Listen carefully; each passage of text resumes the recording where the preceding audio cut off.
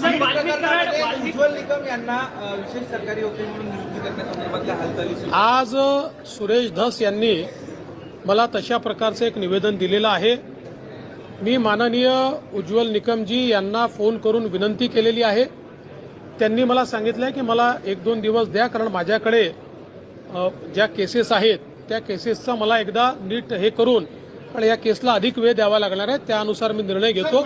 पण मी त्यांना विनंती केलेली आहे। मला असं वाटतं त्यांनी जर होकार दिला तर निश्चितपणे त्यांची अपॉइंटमेंट आम्ही करू। असं आहे, न पाहता केवळ प्रसिद्धी मिळवण्याकरता हे जे काही बोललं जातं त्यांना केवळ प्रसिद्धी पाहिजे।